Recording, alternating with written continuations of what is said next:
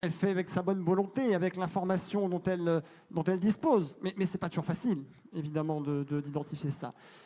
Et encore là, on parle de gens qui, entre guillemets, ont de la chance parce qu'il y en a d'autres qui, évidemment, sont isolés. Et celles-là, souvent, on s'aperçoit que le déficit d'information est total.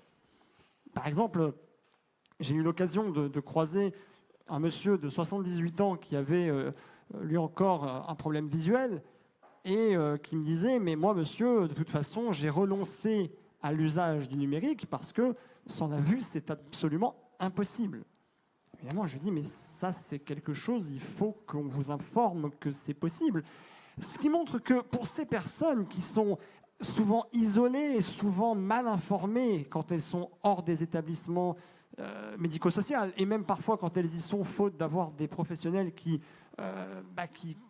voilà, souvent il y a des pros qui nous disent on n'y arrive pas.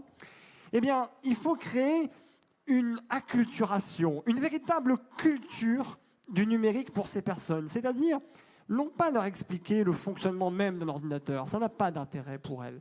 Ce qui est intéressant pour elles, c'est de savoir que, 1, ça existe, 2, c'est à leur portée, et 3, c'est, je dirais,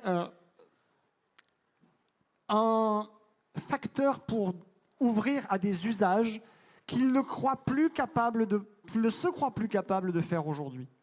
Et à partir du moment où on a montré à ces gens que le numérique est un enjeu pas seulement imposé, mais que c'est quelque chose qui peut leur apporter quelque chose et qui est à leur portée, alors on peut dire que ces personnes, eh bien, retrouvent une stimulation, retrouvent une envie, et que le numérique leur donne alors une nouvelle dimension.